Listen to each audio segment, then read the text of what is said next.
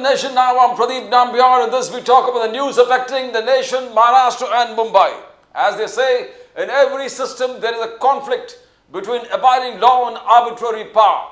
The test for every democracy, it stands or it falls according to its own choice, whether to give supremacy to the law or to the will of the people, whether to constitute a moral association maintained by duty or a physical one kept together by force. We are joined by esteemed guests in our studios today. We got Pradeep Gowde ji from the Bharatiya Janata Party. Gowde sahab, welcome to the show. Namaskar. Namaskar, namaskar. We got Hemlata Patil ji. Hemlata Patil ji, welcome to the show. Hemlata Patil ji from the Indian National Congress, and will be shortly joined by Sanjay Dwivedi ji from UBT, Uddhav Balasaheb Thackeray Sena. Gowde sahab, will start from you. Gowde sahab, आपसे शुरुआत करते हैं. All roads paved clear for Devendra Fadnavis ji to become the Chief Minister of Maharashtra. Her road साफ हो गए. आज एकनाथ शिंदे जी ने press conference किया. He says, I stand by Mr. Modi and Amit Shah and I'll support any decision taken by Amit Shah and Modi. Gawade साहब, हर चीज everything clear हो चुका है फडणवीस जी को मुख्यमंत्री बनाने के लिए. गावड़े साहब, इलेक्शन का रिजल्ट आने के बाद हमारे यहाँ पे कोई झगड़ा नहीं था. रिजल्ट के पहले भी नहीं था और बाद में भी हमारे यहाँ पे कोई झगड़ा नहीं था कि सीएम कौन बनेगा. लेकिन पिछले 2 दिनों में मीडिया में जो बातें चल रही थी उसको लेकर आज एकनाथ जी शिंदे ने प्रेस कॉन्फ्रेंस किया और उन्होंने ये क्लियर किया है कि भारतीय जनता पार्टी का शीर्ष नेतृत्व आदरणीय मोदी जी और अमित शाह जी जो तय करेंगे उसको सपोर्ट एकनाथ शिंदे जी करेंगे. देखिए, हमारे यहाँ पे कोई झगड़ा नहीं है. अभी पार्टी का ऑब्जर्वर्स आएंगे, उसके बाद विधायकों की बैठक होगी, नेता चुना जाएगा. ये प्रोसेस है, ये प्रोसेस होगी और एक भाजपा का कार्यकर्ता के रूप में हम सबकी यह भूमिका है कि हमारी पार्टी से सीएम बने और वो कार्यकर्ता करके हमारी भूमिका है. लेकिन कल एकनाथ जी शिंदे और अजित पवार जी, देवेंद्र जी सेंट्रल लीडरशिप के साथ बैठने वाले हैं, उनकी मुलाकात करने वाले हैं. मुझे लगता है उसके बाद पिक्चर और क्लियर होगा कि किस पार्टी से सीएम होगा. और उसके बाद जब विधायक दल की बैठक होगी उसके बाद ये क्लियर हो जाएगा कि कौन मुख्यमंत्री बनेगा. लेकिन हमारे यहाँ पे कोई झगड़ा नहीं है. मैंने जैसे पहले भी कहा कि एमवीए में इलेक्शन के पहले भी झगड़ा था, बहुत ज्यादा वहां पे झगड़ा था. हमारे यहाँ पे वैसा कोई झगड़ा नहीं है. जो भी होगा वो सर्वसम्मति से होगा. पार्टी में भी पूरी सहमति होगी और हमारे जो अलायंस पार्टनर है उनमें भी पूरी सहमति होगी और उसके साथ हम निर्णय लेंगे. हमारे लिए महाराष्ट्र का हित सबसे सर्वोपरि है. वही आज एकनाथ शिंदे जी ने कहा, वही देवेंद्र फडणवीस कह रहे हैं और वही अजित पवार कह रहे हैं. पिछले 2.5 साल में हमारी जो गवर्नमेंट महाराष्ट्र में चली उसमें हमने बहुत अच्छा काम किया. उसके रिजल्ट और उसका आशीर्वाद जनता ने हमें इलेक्शन में दिया है और हम जनता से ये वादा करते हैं कि आने वाले 5 सालों में भी बहुत अच्छी गवर्नमेंट हम महाराष्ट्र को देंगे. जो भी वेलफेयर स्कीम हमने शुरू की है उसको एक अगले मकाम पर लेके जाएंगे, उसको और ज्यादा स्ट्रेंथन करेंगे और जो भी इंफ्रास्ट्रक्चर के प्रोजेक्ट होंगे या फिर डेवलपमेंट रिलेटेड प्रोजेक्ट होंगे उसको भी हम एक नई हाइट पर लेके जाएंगे. महाराष्ट्र हमारे नेतृत्व में आज देश में पहला राज्य है ही विकास के या फिर इन्वेस्टमेंट के बारे में. आगे भी महाराष्ट्र हमेशा पहला राज्य रहेगा. गावड़े साहब, have we got Dr. Hemlata Patil on the screen, please? Gawde साहब, मैं आपको फिर पूछना चाहता हूं, जितने हमने देखा, या we got Dr. Hemlata Patil. Dr. Hemlata Patil, आपने सुना all roads paved clear for Devendra Fadnavis ji to become the Chief Minister of Maharashtra. हर चीज क्लियर हो चुका है. आज एकनाथ शिंदे जी ने मीटिंग लिया, प्रेस कॉन्फ्रेंस लिया, उन्होंने क्लियर कट कहा कि we support the stand of Modi ji and Amit Shah. भी जो भी डिसीजन लेगा हम उसके साथ है. मोदी जी, अमित शाह जी ने बहुत मदद किया इस स्टेट को, महाराष्ट्र को तरक्की के राह पर लेके आने के लिए. How do you see the statement? नहीं, अभी उनमें बोला. हाँ, अभी जो उन्होंने स्टेटमेंट दिया है उससे वो साफ है कि अभी देवेंद्र जी फडणवीस सीएम हो जाएंगे और मुझे कोई ऐसा नहीं लग रहा कि किसी वजह से ये रुक सकता है सब डिसीजन, क्योंकि वो तीनों अलायंस है और तीनों ने मिलके वो डिसीजन लिया है. थम्पिंग मेजॉरिटी है तो फिर उसी हिसाब से चलेगा. और मेरे ख्याल से जैसे कि एकनाथ शिंदे जी ने बोला है तो कोई दिक्कत तो नहीं आनी चाहिए, वो सीएम हो जाएंगे देवेंद्र फडणवीस। अभी आगे क्या उन्होंने डिसाइड किया है, 2-2 साल देने का, या सिर्फ देवेंद्र फडणवीस सीएम रहेंगे, वो तो कोई बात पता नहीं चल रही। लेकिन जो भी डिसीजन होगा वो तीनों पार्टी मिलके डिसीजन ले लेंगी। और इतना मेजोरिटी होने के बाद मुझे नहीं लगता कि कोई उनके बीच में कोई परेशानी जैसी बात हो सकती है। तो ये अलायंस चलेगा ऐसा लग रहा है अभी तो।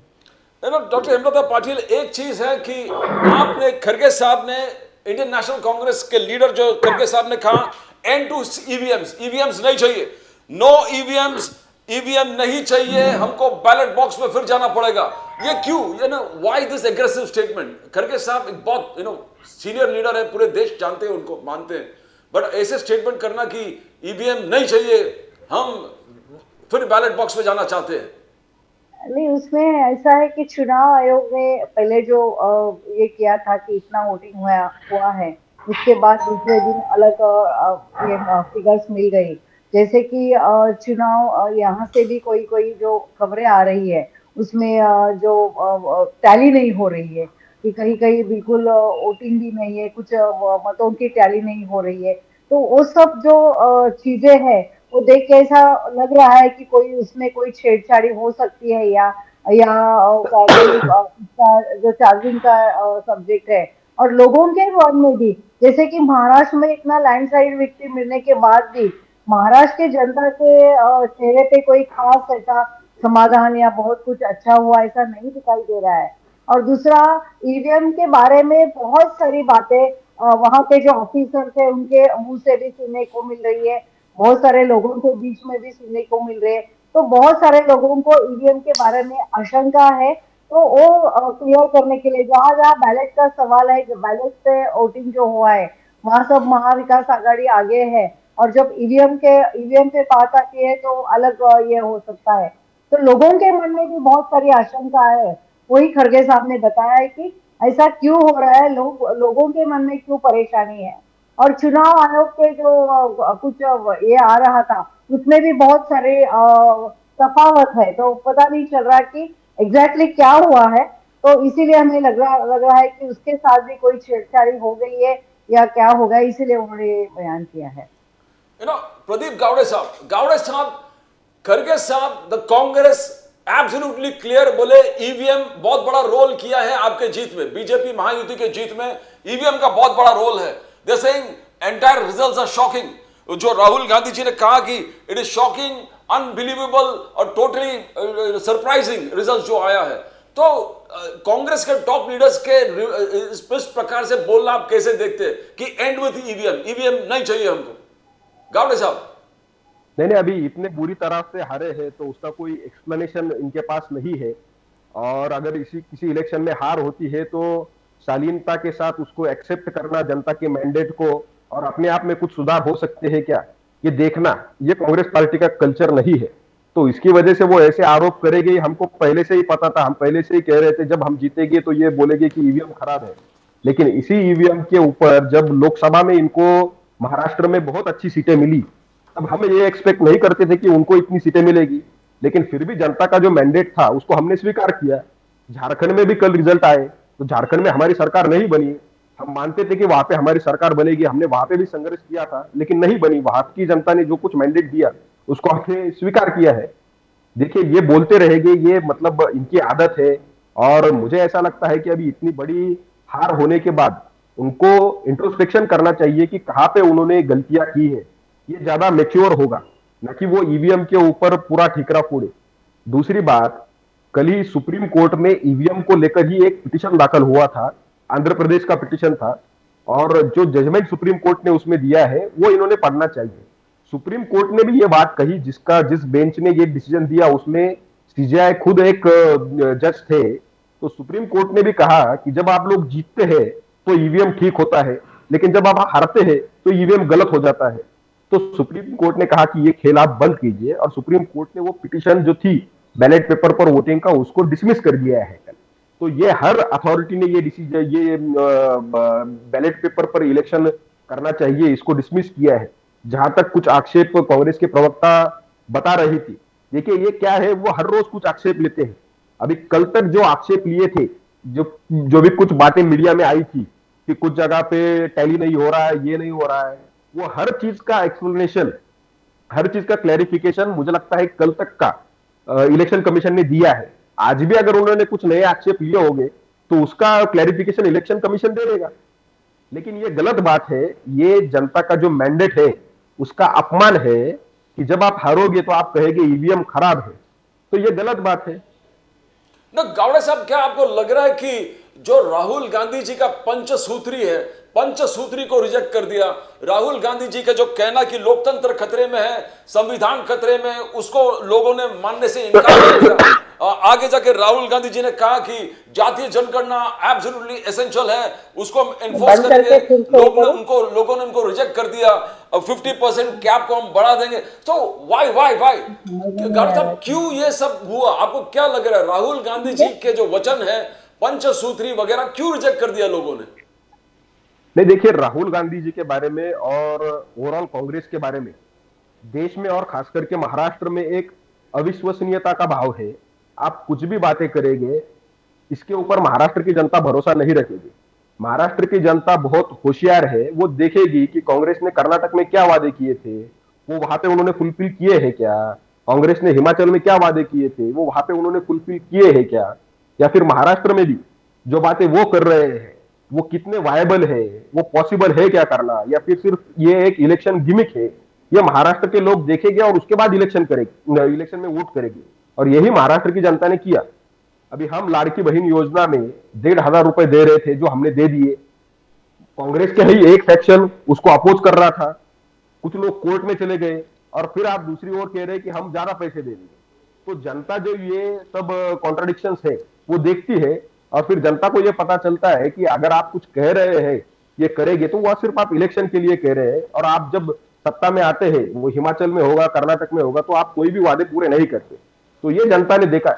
दूसरी बात, संविधान के बारे में, संविधान के बारे में राहुल गांधी जो झूठा नैरेटिव तैयार कर रहे थे वो पूरी तरह से खत्म हो गया है। वो आप हरियाणा का इलेक्शन देखिए, महाराष्ट्र का इलेक्शन देखिए, यहाँ पे पिछड़े वर्ग के जो लोग हैं उन्होंने बहुत बड़ी मात्रा में हरियाणा में भी हमें वोट किया है, और महाराष्ट्र में भी हमें वोट किया है।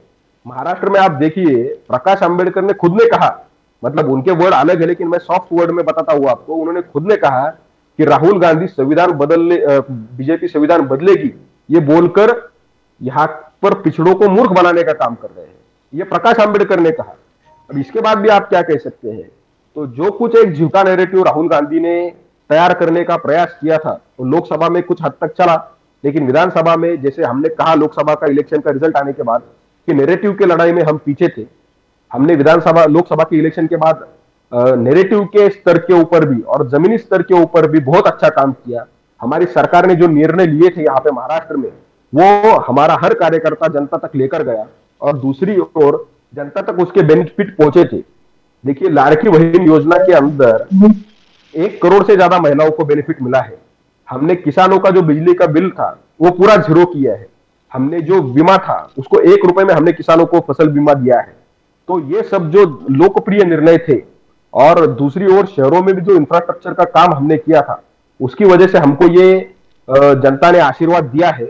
और जहां तक कांग्रेस की बात है या फिर कांग्रेस की वादों की बात है, तो कांग्रेस के ऊपर महाराष्ट्र की जनता का कोई भरोसा नहीं है। आप बोलेंगे 3,000 देंगे, 10,000 देंगे, 1,00,000 देंगे, महाराष्ट्र की जनता इन झूठे वादों पर भरोसा नहीं करती। ये आपको महाराष्ट्र की जनता ने दिखाया है। डॉक्टर हेमलता पाटिल, आपने सुना, आपका राहुल गांधी जी का पंचसूत्री योजना बहुत जबरदस्त योजना था। वुमेन को 3,000 रुपया बस राइड फ्री, आपने इक्वालिटी के बात किए, आपने संविधान खतरे में बात किए, आपने जाति जनगणना के लिए बात किए, आपने 50% कैप ऊपर, एवरीथिंग वाज अ फैंटास्टिक, जबरदस्त आपके अपीलिंग था। फिर भी लोग क्यों नहीं माने? डॉक्टर हेमलता, लोकसभा में देखो, हमने कोई नैरेटिव सेट नहीं किया था।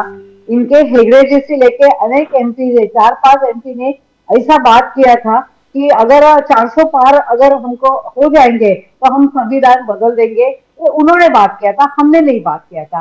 तो संविधान बदलने का कोई कांग्रेस ने नैरेटिव सेट नहीं किया था, ये इनकी बात थी।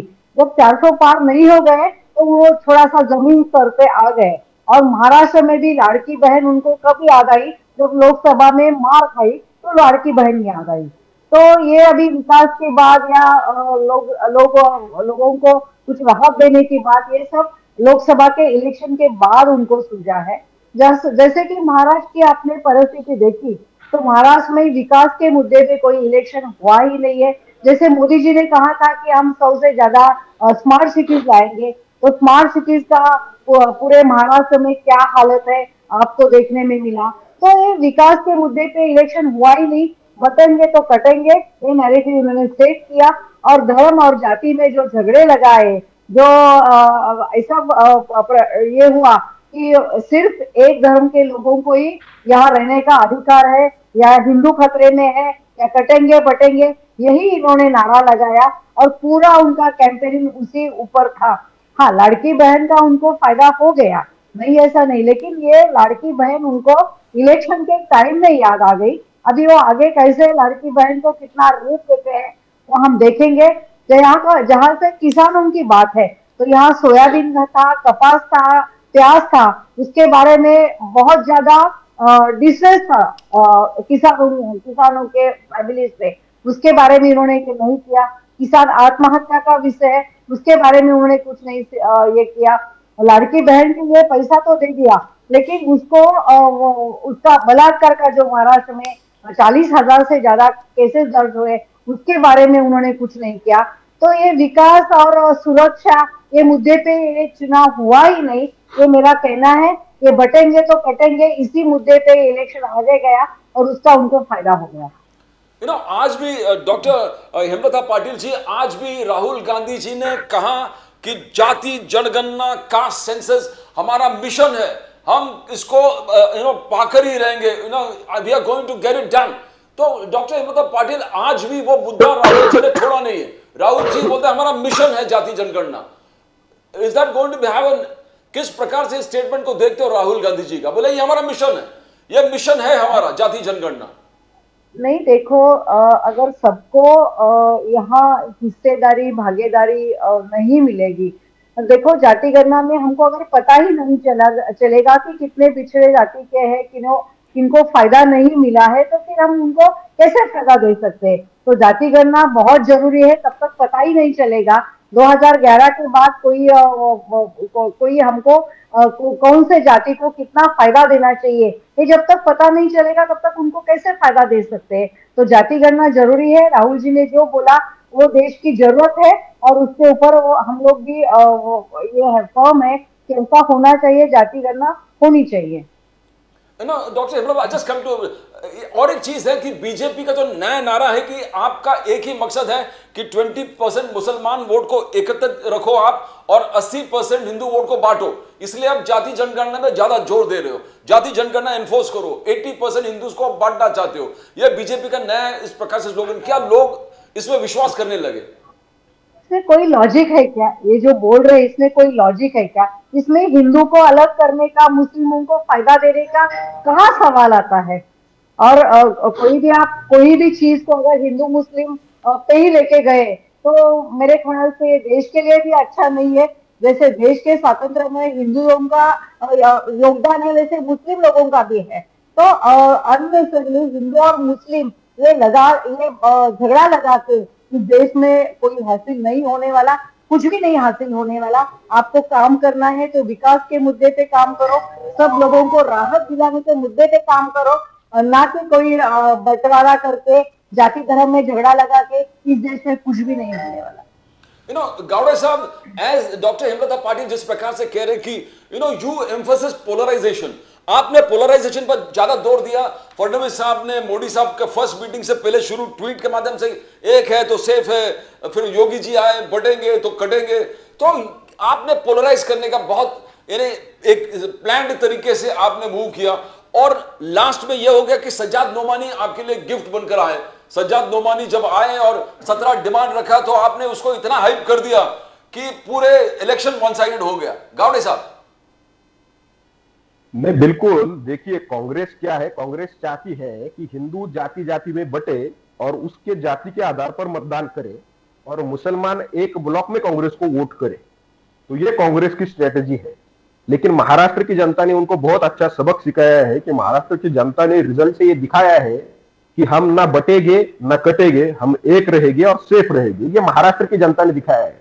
और इस नारे में गलती क्या है, क्या गलत है इस नारे में? आप एक रहकर वोट कीजिए, इसमें कहना गलत क्या है? आप देखिए, आपने सज्जाद नोमानी की बात कही।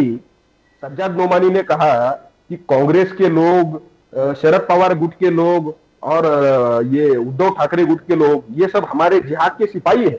तो इनको उनके जिहाद का सिपाही बनना बहुत अच्छा लग रहा था। तो उस वक्त उनको धर्म की राजनीति या फिर धर्म के आधार पर राजनीति करना या फिर किसी समुदाय का एक गट्टा वोटिंग लेना, उसके लिए प्रयास करना, वो सब उस वक्त तो बहुत ठीक था। जो कुछ डिमांड्स आप देखिए, जो मुस्लिम फंडामेंटलिस्ट ऑर्गेनाइजेशन से उन्होंने ये तीनों पार्टी के सामने रखी थी 17 डिमांड्स, वो सब तो ये इन्होंने पूरी कर दी थी। उन्होंने कहा था, उसमें हमें वर्दी थी कि हम इसके लिए तैयार है। तो वो अपीजमेंट का पॉलिटिक्स नहीं था क्या? ये एक छोर पकड़ेंगे, ये मुस्लिम अपीजमेंट की राजनीति करेंगे, और दूसरी ओर जातिगत जनगणना या फिर इसमें ओबीसी कितना है, पत्रकारों में ओबीसी कितना है, अधिकारियों में कितना है, या फिर किसी की भी जात पूछना, तेरी जात क्या है, ये पूछकर हिंदुओं को जात जात में बांटना, और दूसरी तरफ मुसलमानों का वोट एक गट्टा हमको मिले, उसका पूरा प्रयास करना, ये कांग्रेस की स्ट्रेटेजी थी। और ये महाराष्ट्र की जनता के ध्यान में पूरी तरह के तरीके से आई थी। देखिए, महाराष्ट्र की जो जनता है, महाराष्ट्र की जो भूमि है, वो छत्रपति शिवाजी महाराज की भूमि है।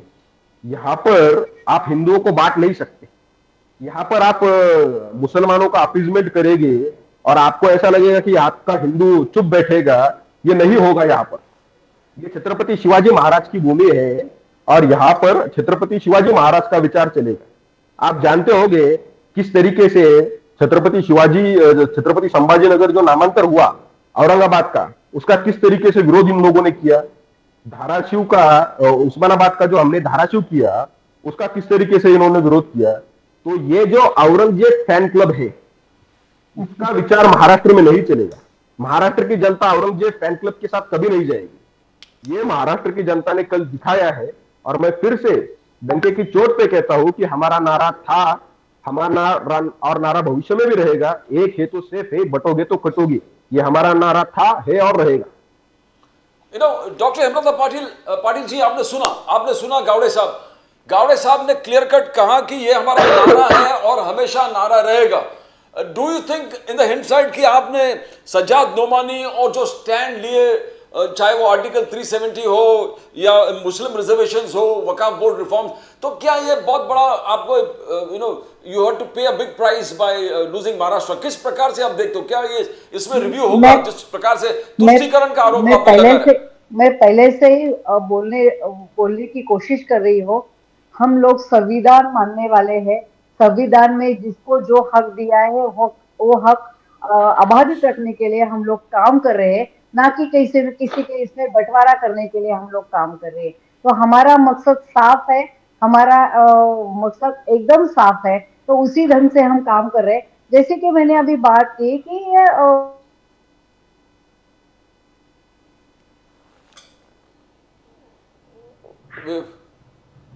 we've got have we got Mr. Sanjay Dwivedi?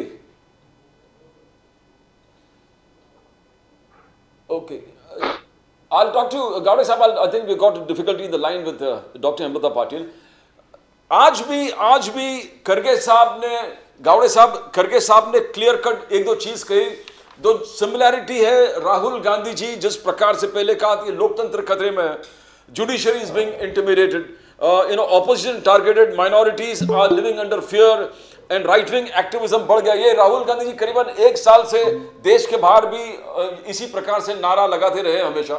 तो आज भी वही उसी तरह से हम लोग देख रहे हैं कि राहुल गांधी जी आज भी कहा नंबर 1 की जाति जनगणना है। खड़गे साहब ने कहा कि आज there is no religious freedom in India. खड़गे साहब ने क्लियर कट कहा कि there is no religious freedom in India, freedom of speech नहीं है। गावड़े साहब आप वकील भी हो, you are a lawyer also, you are an advocate. How do you see खड़गे साहब का ये स्टेटमेंट को, engineering can you correct, how do you see खड़गे साहब का ये स्टेटमेंट कि there is no religious freedom, there is no freedom of speech, ये क्या कहना चाहता खड़गे साहब? गावड़े साहब नहीं, मुझे लगता है कल का जो रिजल्ट आया महाराष्ट्र का, और महाराष्ट्र में उन्होंने मैंने जैसे पहले कहा कि किस तरीके से मुसलमानों का अपीजमेंट किया और हिंदुओं को जातियों में बांटने का प्रयास किया, लेकिन महाराष्ट्र की जनता ने इनकी जो कोशिश थी उसको धूल में मिला दिया और महाराष्ट्र की जनता ने ये दिखाया कि हम ना ही बटेंगे और ना कटेंगे, हम एक रहेंगे और सेफ रहेंगे। उसके बाद ये अभी कुछ कवर करना चाहते हैं, अभी कुछ अलग नैरेटिव सेट करना चाहते हैं, उसकी वजह से ये फिर ये बोल रहे हैं कि यहाँ पे फ्रीडम ऑफ स्पीच नहीं है और बोलने की आजादी नहीं है। उल्टा जितना रिलीजियस फ्रीडम भारत में है, जितना रिलीजियस फ्रीडम मुसलमानों को भारत में मिल रहा है, उतना रिलीजियस फ्रीडम मुसलमानों को इस्लामिक देशों में भी नहीं मिल रहा। और कितना फ्रीडम ऑफ एक्सप्रेशन मुसलमानों को भारत में चाहिए। आप देखिए भारत में पार्टीशन के बाद से मुसलमानों की जो संख्या है, आबादी जो है, वो लगातार बढ़ती रही है। अगर भारत में मुसलमानों को फ्रीडम ऑफ एक्सप्रेशन या फिर रिलीजियस फ्रीडम नहीं होता तो ये कभी संभव नहीं होता था। आप देखिए जब से हमारी गवर्नमेंट बनी, हमने जो कुछ स्कीम लाई उसमें किसी में हमने डिस्क्रिमिनेशन नहीं किया कि ये स्कीम मुसलमानों को नहीं अप्लाई होगी। जो भी गवर्नमेंट स्कीम है आप देखिए, मोदी सरकार की सबसे अच्छी वाली गवर्नमेंट स्कीम है, तो वो सबके सबसे ज्यादा बेनिफिशियरीज जो है वो मुस्लिम समाज से रहे हैं। बोलिए बोलिए बोलिए कावड़े साहब बोलिए। तो ये जो बात खड़गे साहब कह रहे हैं, तो इस बात को आप रिजेक्ट करते हैं। आपने कहा कि फ्रीडम ऑफ स्पीच और जो रिलीजियस फ्रीडम है पूरे दुनिया में आप देखेंगे सबसे ज्यादा हमारे देश में, भारत देश में आपको मिलेगा। स्पेशली माइनॉरिटी फ्रीडम सबसे ज्यादा अगर हो तो इस देश में अभी welcome Sanjay Dwivedi ji from UBT, Uddhav Bala Saheb Thackeray Sena Dwivedi साहब, welcome to show. Patil madam, welcome to you. First I go to Sanjay Dwivedi ji. Sanjay Dwivedi ji, आज हर रास्ता खोल दिया है देवेंद्र फडणवीस जी को सीएम बनने के लिए, मगर उद्धव ठाकरे जी जिस प्रकार से कहा कि ये रिजल्ट्स अनबिलीवेबल है, बोले ये सरप्राइजिंग है कि महाराष्ट्र के लोगों ने इस प्रकार से वोट दिया, मैं मानने को तैयार नहीं हूं कि इस प्रकार से वोट हुआ। तो आगे जाके संजय राउत जी और शरद पवार जी कह रहे हैं कि देखो किस प्रकार से होता है ईवीएम, उस पर थोड़ा जांच होना पड़ेगा। बड़े बड़े स्टेट्स बीजेपी ले लेते हैं और छोटे छोटे स्टेट्स इंडिया को दे देते हैं, इंडिया अलायंस को दे देते हैं। जैसे Jammu and Kashmir India alliance को दे दिया, झारखंड इंडिया अलायंस को दे दिया, मतलब छोटे छोटे स्टेट दे देते हैं, बड़े बड़े स्टेट ले लेते हैं अपने आप। तो क्या आपको फिर भी आप कन्विंस हो गए कि ईवीएम का बहुत बड़ा खेल है? जैसे संजय राउत जी ने कहा मोदी, अमित शाह, अडानी ने काम किया है, इलेक्टोरेट ने काम नहीं किया। द्विवेदी जी। सर प्रदीप जी देखिए, ये तो भारतीय जनता पार्टी जानती है वो कैसे जीती, कैसे उसने बनाई सरकार, ये तो भारतीय जनता पार्टी जानती है। हम ये जानते हैं कि हम ये चुनाव हार गए और हम शिवसेना 80% समाज सेवा और 20% राजनीति वाला संगठन है। हमारे 12 विधायक थे, 12 विधायक की जगह हमारे 20 विधायक आए हैं, तो जनता ने भी हमको दिया। लेकिन चूंकि ये वोट बैंक की राजनीति है, आपने वोट जालन डलवा लिया, कैसे जालन डलवा लिए, अब ईवीएम बदौलत जालन डलवा लिया, कैसे डाल, ये मैं नहीं कह सकता। ये तो समय चर्चा चल रही है, जब सबूत इकट्ठे किए जा रहे हैं, अगर हमारे पास सबूत आएंगे तो हम पेश किए जाएंगे हमारे सबूत, ये बात निश्चित जान लीजिए आप। दूसरी बात मैं कहता हूँ, अभी शिंदे जी ने बड़े अच्छे ढंग से स्वीकार किया कि साहब फडणवीस जी बन जाए तो मुझे कोई इतराज नहीं है। 4 दिन लग गए उनको कहने बात करने में, जबकि वो जानते थे कि एनसीपी अजीत पवार जी ने उन्हें समर्थन दे दिया। उनके पास 37 विधायक हैं, अगर ये नहीं भी देते तो उनकी सरकार बन जाती। क्योंकि भारतीय जनता पार्टी ने एक विधान शुरू कर दिया है कि विधायक तोड़ लो, पार्टी खत्म कर दो।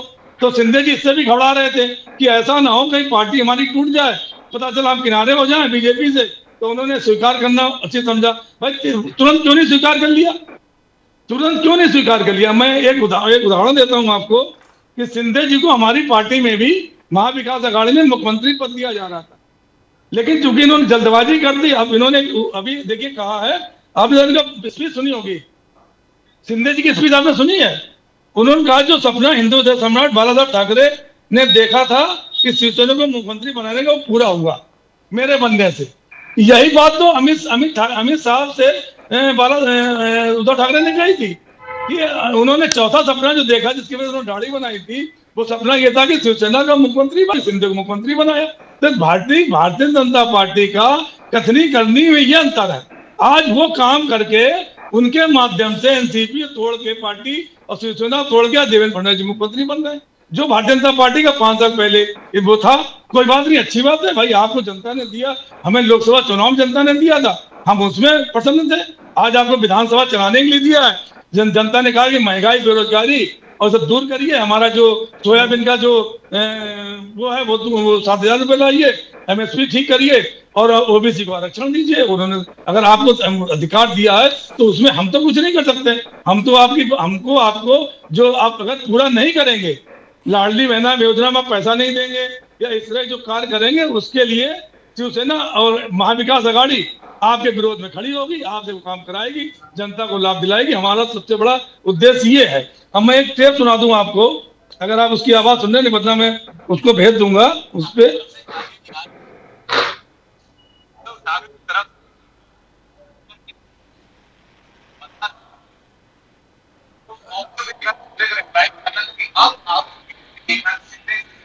आप बोलिए बोलिए, इसमें सुनाई नहीं दे रहा है द्विवेदी जी, आप बोलिए। मैं उसको मीडिया में आपके भेज दूंगा, हाँ हाँ, आपके हम ग्रुप में भेज देंगे, उसको आप सुन लीजिएगा।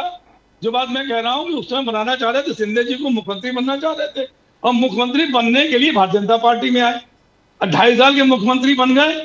अब तो कभी जिंदगी में मुख्यमंत्री बन नहीं पाएंगे, क्योंकि भारतीय जनता पार्टी हमेशा बड़ी पार्टी रहेगी, ना अजीत दादा पवार बन पाएंगे।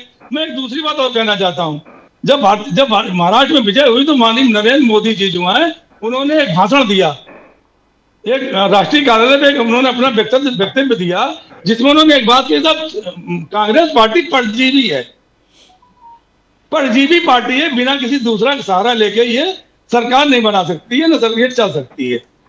तो मैं पूछना चाहता हूँ माननीय प्रधानमंत्री जी, संवैधानिक बात है, मुझे माफ करें, कि आज जो देश सरकार है वो परजीवी सरकार नहीं है क्या?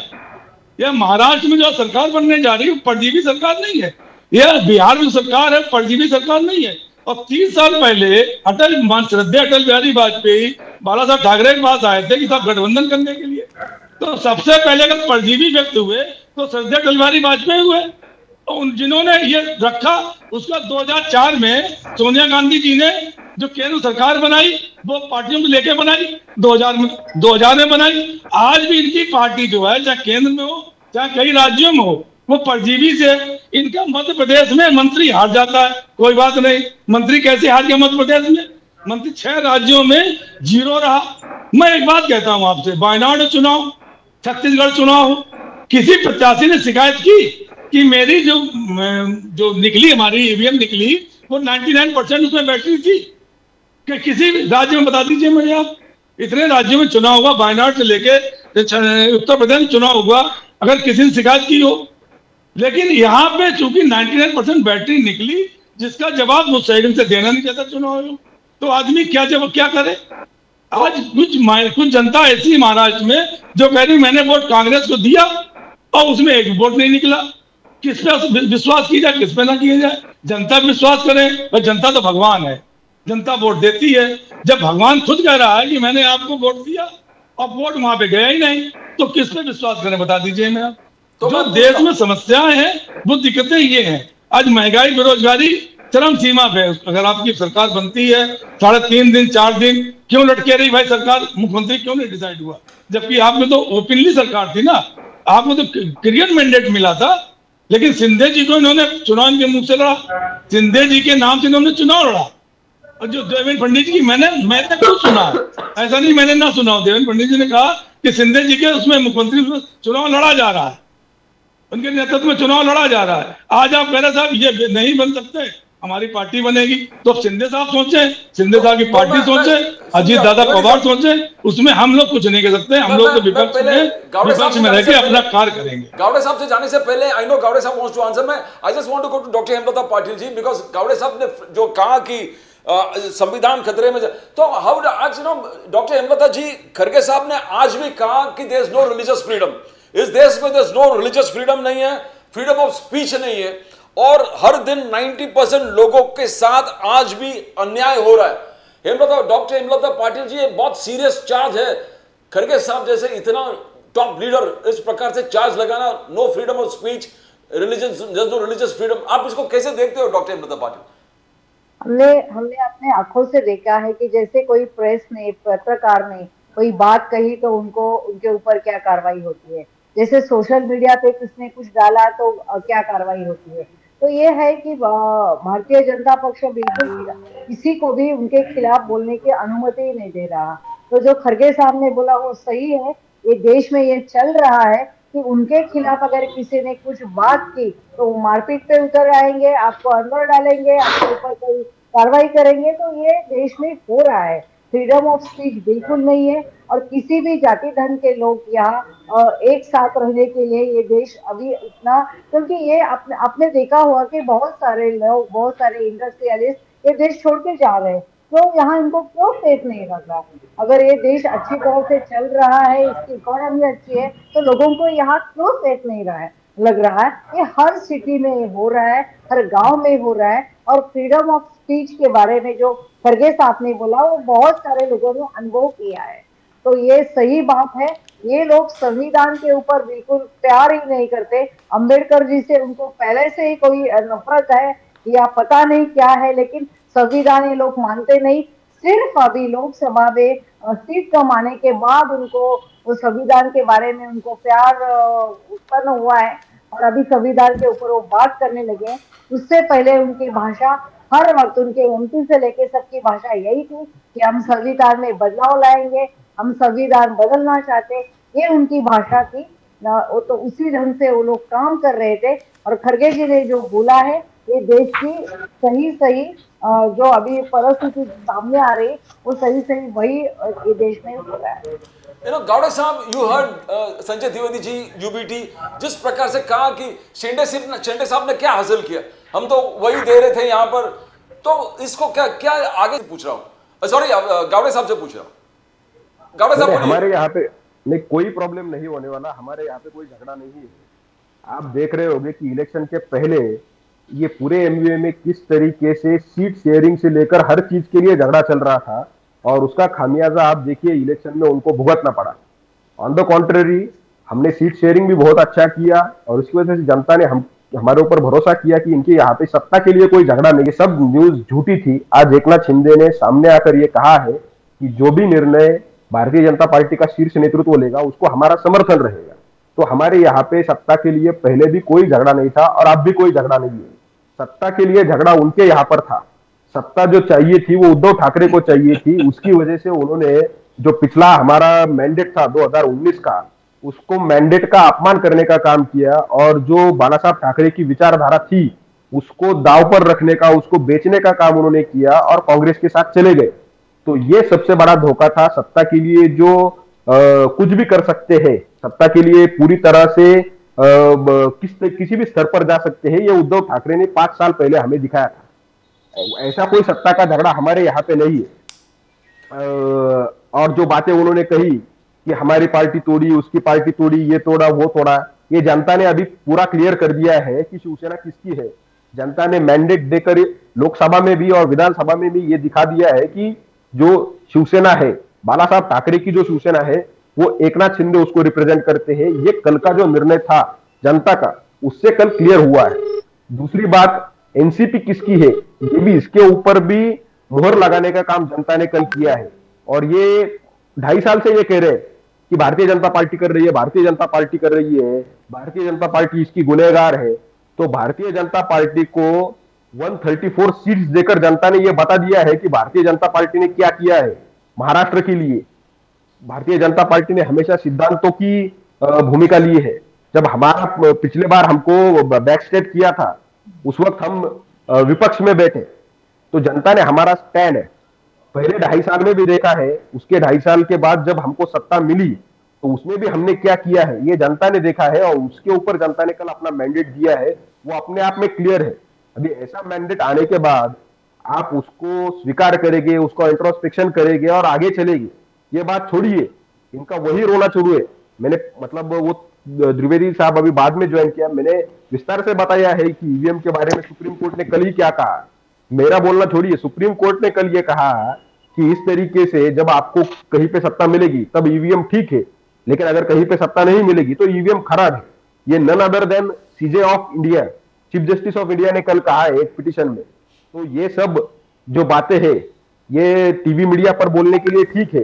जनता ने उनको वोट क्यों नहीं किया उसका इंट्रोस्पेक्शन करना चाहिए। वो बोल रहे कहीं पे हमको 0 वोट मिला। आपकी करतूतें ही ऐसी है कि आपको 0 वोट ही मिलेगा वहां पे। आप यहाँ पर हमारी बहनों को, गरीब बहनों को जो 1,500 रुपए मिल रहा था उसको आप विरोध कर रहे थे। तो यहाँ पे हमारी गरीब बहनें जो थी उनको पता था अगर ये लोग सत्ता में आ गए तो ये योजना बंद कर देंगे। किसानों को पता था कि किसानों को सेंटर का जो 6,000 है किसान सम्मान निधि वो मिल रहा है और महाराष्ट्र का भी 6,000 मिल रहा है। किसानों को पता था अगर ये सत्ता में आ गए तो ये 6,000 हमारे बंद कर देंगे। किसानों को पता था कि एनडीए की गवर्नमेंट ने जो बिजली का बिल था वो 0 कर दिया है। किसानों को ये पता था कि अगर ये एनडीए वाले गवर्नमेंट में आ गए तो वो फिर से हमारे ऊपर वो बिल अप्लाई करेंगे। किसानों को ये भी पता है कि जो महाराष्ट्र की बीमा कंपनियां हैं उनके साथ मिलकर बीमा का पैसा कौन खाता है। तो ये सब चीजें किसानों को पता है, यहाँ के महाराष्ट्र के हर गरीब को पता है। हमने जो 2.5 साल में काम किया है वो यहाँ की जनता को पता है। तो उसके ऊपर ये मैंडेट है। अगर कुछ भविष्य में इनको प्रगति करनी होगी तो मेरी सलाह है, मैं बहुत छोटा कार्य करता हूं कि जो मैंडेट जनता ने दिया है उसका स्वीकार करें और इंट्रोस्पेक्शन करें। सुनिए द्विवेदी जी, गावड़े साहब ने लंबा लिस्ट दे दिया आपको। प्रगति सरकार, स्थगिति सरकार, सरकार आपके धार, आपको पनिशमेंट दिया है लाडली बहन। बोलिए बोलिए द्विवेदी जी। हमने तो स्वीकार कर लिया 80% समाज सेवा है। जो ये कार्य नहीं करेंगे लाडली बहनों को, अगर ये पैसा नहीं देंगे और जो उन्होंने वादे किए उसके लिए मैं लड़ूंगा। मैंने तो खुद कह दिया। मैं प्रदीप जी दूसरी बात करता हूँ, एक ये महिलाओं का बड़ा सम्मान करते हैं। आपने देखा होगा महिलाओं का ही बड़ा सम्मान करते हैं सर, जबकि सबसे ज्यादा विधायक या सांसद इनके ही महिलाओं का संग जो भी अत्याचार होता है उसमें जिनके सांसद और विधायक का नाम आता है, चाहे आप उत्तर प्रदेश ले लीजिए चाहे कहीं ले लीजिए, मैं नाम नहीं गिनाऊंगा। आज इन्होंने नैरेटिव, जब इनके नोट पकड़े गए, नोट में तीन इनके जो बड़े नेता पकड़े गए, 2 शिवसेना के, एक पकड़े प्रवक्ता, एक महासचिव पकड़े गए भारतीय जनता पार्टी के। तो रात के 11 बजे इन्होंने सुप्रिया सुले के ऊपर 150 करोड़ रुपए एक एजेंसी से लेने का आरोप लगा दिया। आप देखिए आरोप लगा दिया, और वो दिन भर जो है वोट के समय दिन भर वो चला। सुप्रिया सुले वाला कैसेट जो है वो दिन भर दिखाया गया, उस पर दिन भर डिबेट हुई। और शाम को आते आते क्या हुआ कि वो बता चला वो जो कैसेट दिया गया है वो फेक है। तो क्या भारतीय जनता पार्टी को नहीं पता था? इतनी बड़ी राष्ट्रीय पार्टी है, विश्व की पार्टी है, इतना पैसा इनके पास है, चाहे इलेक्टोरल बॉन्ड के माध्यम से लिया हो जिसमें वित्त मंत्री का नाम होगा जबरन वसूली के लिए। तो इसके मतलब क्या इन्होंने वो चीज देखी नहीं। लेकिन यही नैरेटिव, उलमा वाला नैरेटिव देखिए आप, उलमा वाला नैरेटिव इन्होंने जबरदस्ती फैलाया कि साहब नाना पटोले के पास लेटर आया, उन्होंने लेटर दे दिया, जबकि नाना पटोले मना करते रहे। लेकिन मीडिया ने निरंतर उसको चलाया कि साहब उलमा वाला 17 पॉइंट है, वो आरक्षण देने की बात उन्होंने स्वीकार कर ली। जबकि चंद्रबाबू नायडू को नहीं देख रहे जिन्होंने आरक्षण देने, मुसलमान आरक्षण देने की बात की। ये नीतीश कुमार जी को नहीं देख रहे जो जनजाति जनगणना कराने के पक्ष में, इनके खुद के साथी पक्ष में। हम तो नहीं है ना, हम तो कह रहे हैं जनगणना कराइए भाई। जो परसेंटेज आता है, यादव 10%, मुस्लिम 20%, फलाने 10%, शेड्यूल कास्ट 6%, या जो भी आता है, तो उसमें ना जाति जनगणना आप करा लेंगे तो इसमें कौन से कट जाएंगे, बढ़ जाएंगे, इसमें कौन देश अलग हो जाएगा। लेकिन नहीं, क्योंकि इनको नहीं कराना है, नहीं चाहते हैं हो सही देश दिखाई पड़े। संविधान की बात करते हैं आप, दल बदल कानून जो है वो संविधान में निहित नहीं है क्या? संविधान में निहित है दल बदल कानून के अनुसार अगर आपको संविधान में जरा सा भी रुचि होती, अगर संविधान में जरा सा भी आपको होता तो मध्य प्रदेश सरकार ना गिराते आप, कर्नाटक सरकार ना गिराते, महाराष्ट्र सरकार ना गिराते। क्या चुनाव को अधिकार है ये किसी का पार्टी का नाम किसी दूसरे व्यक्ति को दे दे, विधायकों वाली पार्टी को दे दे? क्या विधायकों से पार्टी चलती है? संविधान में ही आप इतने बड़े पत्रकार हैं कि आपको पता होगा इस चीज कि चुनाव चिन्ह देने का अधिकार चुनाव को होता है। लेकिन तुम्हें संवैधानिक संस्थाएं हैं, हम लोग कुछ कर नहीं सकते हैं। हम उचित देख रहे हैं, सुप्रीम कोर्ट में मैटर है, उसका निर्णय नहीं हुआ, कोई निर्णय नहीं हो पाएगा। निर्णय हो जाता तो शायद कब आ जाती। और सुप्रीम कोर्ट ने क्लियर कट कहा था कि अगर उद्धव ठाकरे इस्तीफा न देते तो ये सरकार संवैधानिक है। तो क्या इनकी जिम्मेदारी नहीं थी कि संवैधानिक सरकार को गिरा के तुरंत चुनाव कराया जाए? अगर इस संविधान को मानते या सुप्रीम कोर्ट मानते। देखिए ये वो चीजें मानते हैं जो इनको पसंद होती हैं, जो इनके लायक होती हैं, जो इनके हित में होती हैं। दिल्ली वाला उदाहरण देख लीजिए आप, दिल्ली वाले उदाहरण में सुप्रीम कोर्ट ने क्लियर कह दिया कि साहब जो मुख्यमंत्री होगा उसको पावर होगा जो भी IAS अधिकारियों के ट्रांसफर पोस्टिंग, ये टोटल अधिकार उन्होंने सरकार को दे दिए थे। तुरंत इन्होंने अध्यादेश ला के वो फिर उन्होंने राज्यपाल जी को दे दिए। क्यों दे दिए? तो मैं यही कह रहा हूं आपसे, जहां पे इनको मानना होता है तो ठीक है, मान लिया। नहीं मानना होता है तो उसको उधर उधर कर देते हैं। उसके बाद झूठ जुमले बोलते हैं। जैसे मैंने उदाहरण दिया आपको परजीवी वाला। परजीवी तो मानिए अटल वाजपेयी ने 30 साल पहले शुरुआत कर दी परजीवी वाली व्यक्ति उसकी होने की, जिससे आज इनके पास 132 विधायक हैं। वो तो मानिए उधर बालासाहब ठाकरे, हिंदू दर्शन बालासाहब ठाकरे की विश्वास था कि उन्होंने समर्थन दिया, समर्थन लिया, सरकारें चलाई और इनका साथ दिया। लेकिन क्या हुआ आखिरी में? जैसे जिन्होंने JGP को अलग खत्म कर दिया, जैसे उन्होंने बिजू जनता दल को खत्म कर दिया, जैसे उन्होंने मायावती खत्म कर दिया। मायावती की स्थिति आज एक दिन में वो थी कि 224-25 सांसद विधायक उनके पास आए थे। आज वो विधायक के लिए परेशान है, एक विधायक नहीं हो पा रहा। PDP ने हालत खराब कर दी। बीजू जनता दल जिसने 10 साल इनके रास्ते में इनका साथ दिया, उसकी हालत खराब कर दी। तो इस तरह की जो काम कौन कर रहा है? संविधान से हटके जो कार्य कर रहा है वो भारतीय जनता पार्टी कर रही। लेकिन कोई बात नहीं, असत्य बहुत दिन चलता है, सत्य हमेशा हारता रहता है। लेकिन ऐसा नहीं है कि सत्य हमेशा हारे। सत्य भी एक दिन जीतता है, इतने अच्छे ढंग से जीतता है कि असत्य जो है सत्य जीतता है, किनारे चला जाता है। मैं डॉक्टर हेमलता पाटिल जी, आपने सुना द्विवेदी जी, उन्होंने विनोद तावड़े वाले इश्यू कर दिया। वहां पर विनोद तावड़े जी ने लीगल नोटिस भेज दिया राहुल जी और मेरे सीनियर लीडर्स को कांग्रेस के। तो क्या ये मिस इन्फॉर्मेशन आपने जो ट्राई किया वो मिस इन्फॉर्मेशन फेल हो गए? मोदी जी ने कहा कि द मिस इन्फॉर्मेशन जो राहुल गांधी जी ने स्प्रेड किया उसको लोगों ने नकार दिया है। तो how do you see it? Why did you fail? क्या मिस इन्फॉर्मेशन 1500 या 1500 दे रहे थे आप? बीजेपी का कहना है आप रोकने गए, कोर्ट में गए, आप लोग कोर्ट में जाके रोकने का कोशिश किया, ये खजाना खाली होगा आपने कहा, और फिर आप ही बोलेंगे 3000 रुपया देंगे, 3000 रुपीज दे। तो क्या ये कंफ्यूज स्टेट था? How do you see doctor Hemlata Patil? Vinod Tawde ji के बारे में आपने अभी बोला, हाँ। तो क्या विनोद तावड़े जी रंगे हाथ वहां नहीं पकड़े गए, या कांग्रेस वालों ने उनको पकड़ा था, या किसी ने पकड़ा था? उनके पास पैसे नहीं मिले क्या? अगर अपनी सत्ता आने के बाद विनोद तावड़े जी बोलने लगे कि हम नोटिस भेजेंगे, जो खुले आम वहां होटल में बैठ के क्या हुआ था उस वक्त? उनके पास पैसे मिले थे, और जो सब वहां के ठाकुर जी के कार्यकर्ता ने उनको पुलिस को बुलाया था, क्या हुआ? विनोद तावड़े जी उनको रिक्वेस्ट कर रहे थे कि हमको छोड़ दो। तो ये जो बातें हैं राहुल जी ने नहीं कहा है, राहुल जी ने नहीं किया है। ये जो सामने आया है, मीडिया में सामने आया है, पुलिस के सामने आया है, वो बात है। तो आप अगर गलती करोगे, आप खुलेआम पैसे बांटोगे, आप होटल में बैठ के ये काम करोगे और आप बोलोगे कि हमने ऐसा कुछ किया नहीं, तो ये गलत बात है। आप जो कर रहे हैं, खुलेआम कर रहे हैं, लोकशाही की खुलेआम आप हत्या कर रहे हैं और आप उसकी जिम्मेदारी नहीं ले रहे, तो ये गलत बात है। ऐसा और दूसरे आपने बोला था कि और मुझे आपने क्या पूछा था? एक जो बार बार तुष्टिकरण की बात कर रहे थे, मोदी साहब ने भी कहा कि एक तो मिस इन्फॉर्मेशन को रिजेक्ट कर दिया। उन्होंने कहा कि ये तुष्टिकरण की जो राजनीति आपने किया कि वक्फ बोर्ड अनकॉन्स्टिट्यूशनल है, इस रिफॉर्म्स को कोई रोक नहीं सकता, ये रिफॉर्म्स आके ही रहेंगे, मुस्लिम रिजर्वेशंस होगा ही नहीं है। आप जैसे अभी यहाँ यूबर्टी गुट के जो प्रवक्ता ने बोला वो एकदम सही बात है। संविधान आप अपने हिसाब से लेते हैं। देखो, आप 2 साल से सुप्रीम कोर्ट में तारीख पे तारीख आ रही है, उसके ऊपर जो ये हुआ है, अलायंस के बारे में जो हुआ है, जिन्होंने पार्टी छोड़ी है, पार्टी में ये किया है, उनके ऊपर कुछ कार्रवाई नहीं हुई। तो आप संविधान अपने हिसाब से ले रहे हैं, आप संविधान के साथ खिलवाड़ आपके हिसाब से कर रहे हैं, ना कि इसमें कोई कांग्रेस का ये है।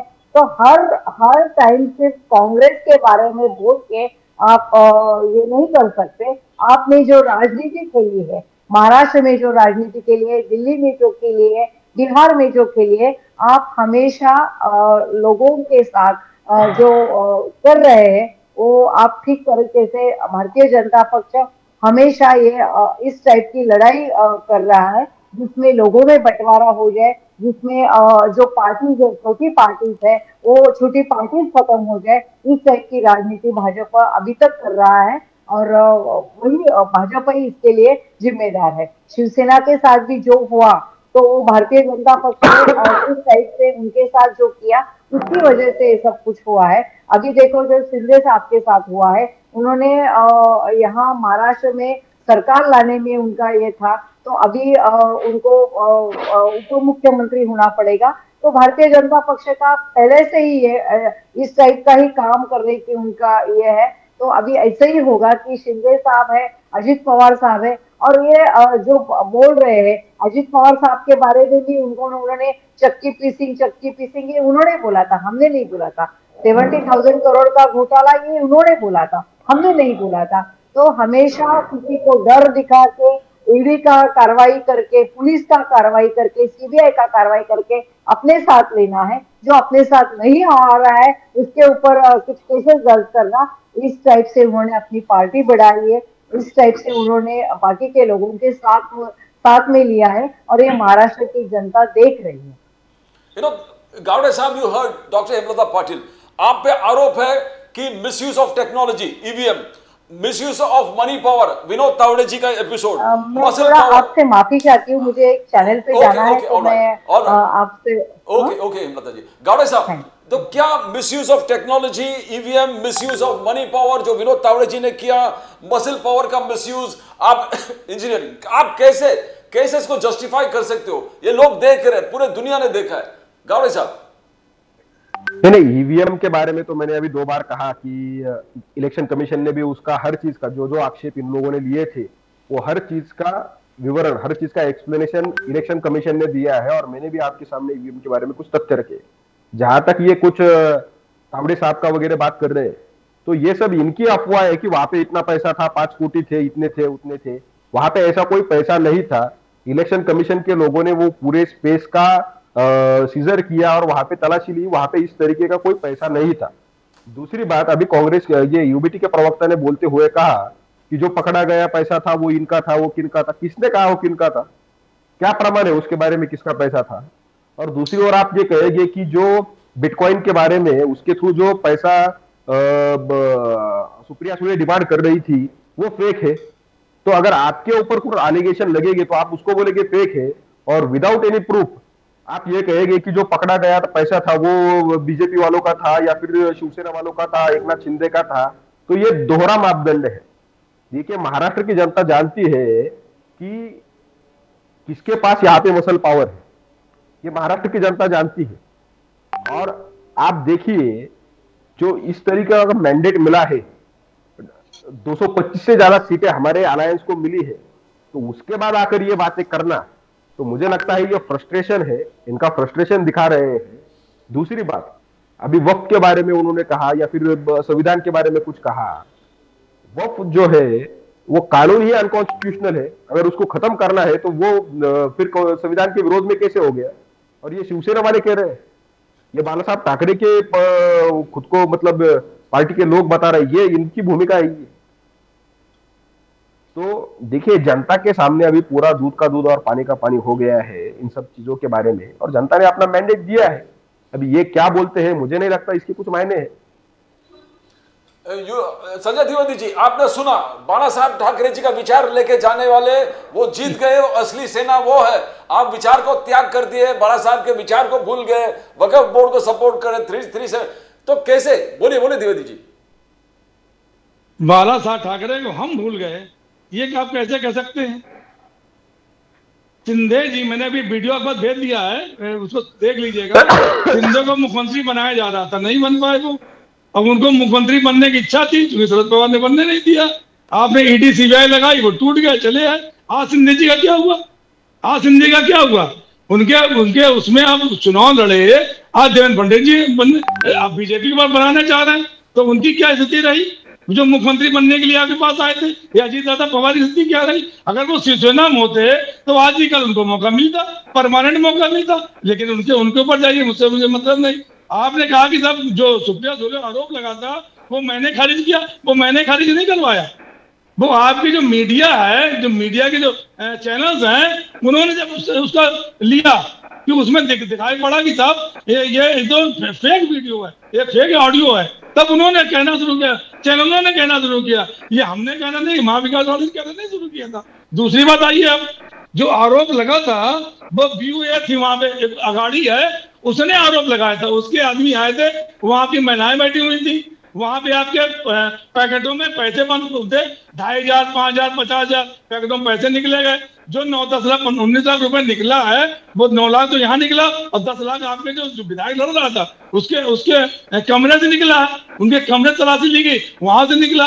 तो आप वहां विकास लड़े और कैसे लगा सकते हैं भाई? पैसा बांट रहे हैं आप, पता नहीं आपने कितने करोड़ रुपए बांटे होंगे।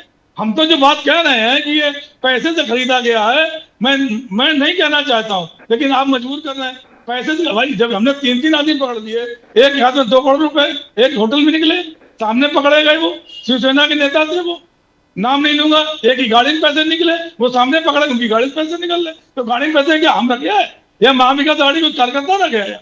ये कहना गलत है। आपके साथ में वो थे जितने भी आपके जो मित्र हैं, उद्योगपति मित्र हैं, मैं नाम नहीं लूंगा किसी का, वो आपके साथ थे, वो महाराष्ट्र आपको जिताना चाहे, आप जीत गए, अच्छी बात है, मैं तो खुश हूँ, आपको बधाई देता हूँ कि आप चलाई सरकार। लेकिन अगर आप बिल्कुल निश्चित बात जान ली, अगर आपने लाडली बहना में पैसा नहीं दिया, जो आपने वादे किए थे वो नहीं किए, तो शिवसेना सड़कों पे आके इसका विरोध करेंगे, महाविकास आघाड़ी आपका विरोध करेगी, आपसे वो काम कराएगी। आपको कितना पैसा देना है ये आप समझ लीजिए, जो पैसा है वो देख लीजिए कितना पैसा देना है, मैंने निकाला हुआ है, मैं बता भी सकता हूँ आपको, उतने करोड़, 7 लाख करोड़ से ऊपर का तो ऋण आपके यहाँ है, यदि महाराष्ट्र में ऋण है, इसको आप कैसे भरपाई करेंगे? ये आपको करना, मुझे नहीं करना है। करिए, हम दे रहे हैं, अभी दे रहे हैं। नहीं, मुझे नहीं करना है, ये आप ही करिएगा, बिल्कुल ये आपको करना है। बिल्कुल देंगे। 2.5 लाख करोड़ से ऊपर का ऋण केंद्र सरकार के ऊपर है, ये आप ही पूरा करना। जो वादे लेकिन आप जो वादे करें पूरा करेंगे, हम वो वादे अगर आप पूरा नहीं करेंगे तो निश्चित कांग्रेस नहीं है, हम उद्धव ठाकरे के लोग नहीं है, हमने जो वादे किए हैं वो हम पूरा करेंगे, आप आश्वस्त रहिए। आपने जो हमें सम्मान दिया, पर उतरने की कोई जरूरत नहीं पड़ेगी, आप देखिए। आपने जो हमें सम्मान दिया, आपने हमको जो इज्जत दी, जितना आपने वोट बैंक दिया, वो मैं तहे दिल से स्वीकार करता हूँ, अपनी हार स्वीकार करता हूँ। लेकिन अगर भारतीय जनता महायुति द्वारा किए गए वादे अगर पूरे नहीं होते हैं महाराष्ट्र में, तो महाविकास आघाड़ी उन वादों को पूरा कराने के लिए 100% पूरा मन धन लगा देगा, अपनी जान लगा देगा, और आपको वादे पूरे करने बिल्कुल 100% पूरा। You know, गौड़ा साहब, द फाइनल वर्ड। गौड़ा साहब, मोदी साहब ने आज कहा अगर संविधान प्रोटेक्टेड है, वो मोदी साहब बीजेपी के अंडर प्रोटेक्टेड है, द एनडीए प्रोटेक्ट्स इट। अगर उन्होंने कहा नेशनल सिक्योरिटी अगर किसी के प्रोटेक्टेड है तो मोदी साहब के अंडर प्रोटेक्टेड है। 26/11 कल 10 मिनट मुझे और दीजिए, 10 सेकंड। हाँ बोलिए प्रदीप, 10 सेकंड और दीजिए, 10 सेकंड। आप बोलिए, 10 सेकंड बोलिए, 10 सेकंड। हाँ बोलिए। शरद पवार जी कांग्रेस से अलग हुए, उन्होंने अपनी एक पार्टी बनाई, अपना चुनाव चिन्ह लिया और वो चुनाव लड़े। सर उनके विधायक जी थे, उन्होंने कांग्रेस से गठबंधन किया, क्योंकि सोनिया गांधी ने अपना वो कर लिया था, पीएम नहीं बनी थी, वो उनका दूर हो गया। इसी तरह से इंदिरा गांधी ने अगर कांग्रेस से अलग हुई चाहती तो वो भी कब्जा कर लेती, कांग्रेस पार्टी पे नहीं किया उन्होंने अपनी कांग्रेस आई पार्टी बनाई, अलग धनुष्मान लिया और उन्होंने अपनी पार्टी बनाई और चुनाव लड़ा उन्होंने।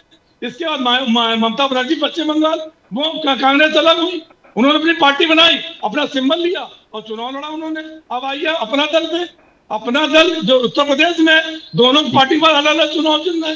अब आइए बिहार, रामविलास पासवान के लड़के के पास अलग चुनाव चिन्ह और चचा के पास अलग चुनाव चिन्ह। क्या उनका चुनाव चिन्ह और चुनाव चिन्ह किसी को मिल गया? नहीं मिल गया। तो महाविकास जो शिवसेना तोड़ के जो चुनाव चिन्ह दिया गया, ये तो संविधान के विरुद्ध कार्य है ना। जनता भी नहीं समझ पाई, लेकिन उसने हमको ऐतिहासिक विजय दी लोकसभा चुनाव में, हम यहाँ पे हारे, मैं स्वीकार करता हूँ।